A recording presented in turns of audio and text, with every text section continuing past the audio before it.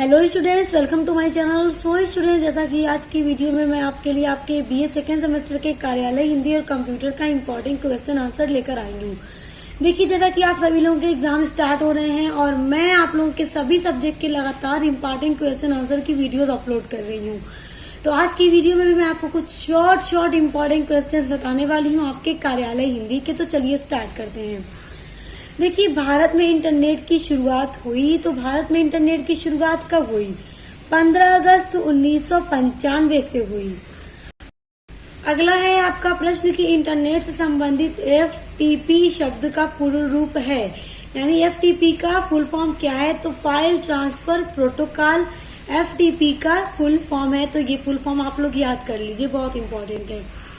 अगला है प्रश्न आपका www से शुरू होने वाला पता संबंध रखता है।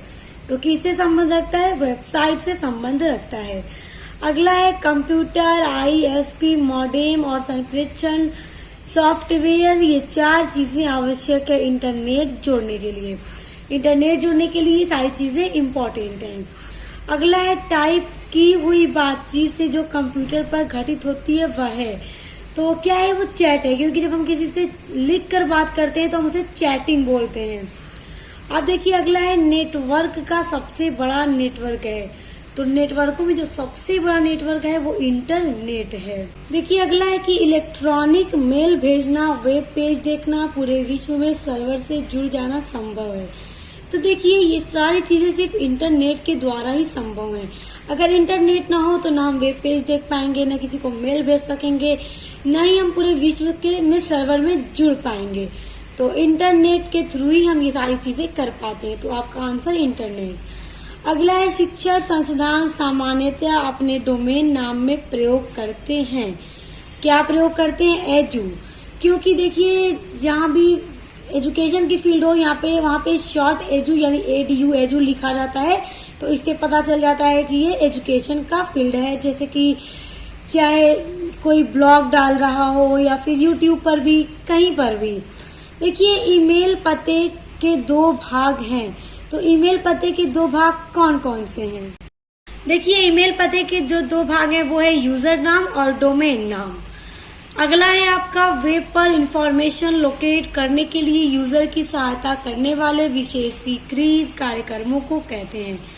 तो उनको सर्च इंजन कहते हैं, क्योंकि सर्च इंजन पर आप कोई भी चीज सर्च करेंगे तो आपको फौरन से वो चीज मिल जाती है। कोई भी टॉपिक हो, कोई भी इंफॉर्मेशन आपको लेना, आपको सर्च इंजन पर मिल जाएगी। अगला है जंक ईमेल को कहते हैं। तो जंक ईमेल को स्पैम कहते हैं। देखिए, आज इसके अलावा स्टूडेंट्स और भी वीडियोस मैंने अपलोड कर रखी हैं आपके इंपॉर्टेंट क्वेश्चन आंसर की, आपके एमसीक्यू की। तो उन सभी के लिए आप मेरे चैनल की प्लेलिस्ट को चेक कर लीजिएगा। बीए सेकेंड सेमेस्टर कार्यालय हिंदी और कंप्यूटर के नाम से आपको प्लेलिस्ट मिल जाएगी। देखिए, आपका अगला इंपॉर्टेंट क्वेश्चन है ईमेल अकाउंट में एक स्टोरेज एरिया होता है जिसे कहा जाता है। तो उस एरिया को मेल बॉक्स कहा जाता है। अगला है वेबसाइट में होम पेज का अर्थ है। तो क्या अर्थ है? प्रथम पेज। होम पेज का अर्थ प्रथम पेज है। अगला है इंटरनेट द्वारा लोगों से संपर्क करने के लिए प्रयोग किया जाता है। तो क्या प्रयोग किया जाता है? ईमेल एड्रेस का यूज किया जाता है, तभी आप लोगों से संपर्क कर पाएंगे। अगला है एजेंडा के लिए हिंदी शब्द है। तो एजेंडा के लिए जो हिंदी शब्द है वो कार्यसूची है। कार्यसूची को इंग्लिश में एजेंडा कहते हैं। अगला है आपका क्वेश्चन संविधान के किस अनुच्छेद में कहा गया है संघ की राजभाषा हिंदी और लिपि देवनागरी होगी? तो ये 343वें अनुच्छेद में कहा गया है। ये अनुच्छेद याद रख लीजिए कि किस अनुच्छेद में कहा गया है, ये अक्सर पेपर में पूछ देता है। देखिए, अगला है कि यदि सभी सरकारों को कोई एक सरकारी पत्र भेजा गया हो तो उसे क्या कहते हैं? तो उसे परिपत्र कहते हैं। और आपका जो आपके यूनिट में जो आपका यूनिट नंबर 3 है आपके सिलेबस में कार्यालय हिंदी पत्राचार, उसमें कई तरह के पत्र के बारे में मैंने आपको पढ़ा रखा है। उसके लिए भी आप लोग प्लेलिस्ट को चेक कर लीजिएगा। देखिए, अगला है हिंदी भाषा किस लिपि में लिखी जाती है? तो हिंदी भाषा देवनागरी लिपि में लिखी जाती है। अगला है संप्रेषण किसे कहते हैं, तो महत्वपूर्ण तथ्यों को 1/3 शब्दों में लिखने को।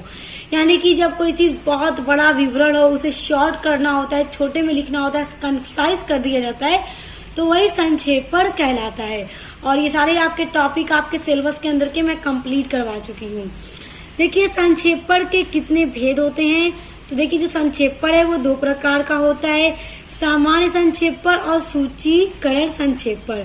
सामान्य संक्षेपण को विस्तृत रूप से संक्षिप्त करना होता है, जबकि सूचीकरण संक्षेपण में कम संख्या, पत्र संख्या, दिनांक, प्रेषक, प्रेषिती और पत्र के विषय का ध्यान रखा जाता है।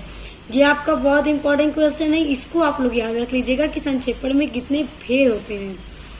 देखिए अगला है भारतीय संविधान में हिंदी को राजभाषा के रूप में कब मान्यता प्राप्त हुई। ये भी आप याद रख लीजिए, 14 सितंबर 1949 को राजभाषा के रूप में हिंदी को स्वीकार किया गया, मान्यता दी गई। देखिए अगला क्वेश्चन बड़ा इंपॉर्टेंट है, दिखने में तो बड़ा छोटा सा है लेकिन बहुत इंपॉर्टेंट है कि सर्कुलर का हिंदी शब्द है। तो देखिए जो आपका परिपत्र होता है ना, परिपत्र को ही इंग्लिश में सर्कुलर बोला जाता है और सर्कुलर को हिंदी में परिपत्र बोला जाता है। देखने में टीनी साइज है लेकिन बड़ा इंपॉर्टेंट है, एकदम रख लीजिए। देखिए अगला है कार्यालय लेखन के विविध प्रकारों का नाम बताइए। तो देखिए औपचारिक पत्र, मुख्य टिप्पणी, आनुषंगिक टिप्पण, अनुस्मारक, स्मरण पत्र, अर्ध सरकारी पत्र, कार्य सूची यानी एजेंडा और कार्यवृत्ति यानी मिनट्स, प्रेस विज्ञप्ति। देखिए जो आपकी यूनिट नंबर 3 है ना आपके सिलेबस के अंदर, उसपे ये सारी चीजें आती हैं, ये सभी पत्रों के नाम आ रहे हैं, तो सभी क्या होते हैं सब मैंने करवा रखा है, तो आप लोग देख लीजिएगा एक बार, बहुत इंपॉर्टेंट है। देखिए अगला क्वेश्चन है कि कार्यालय पत्र कौन से होते हैं।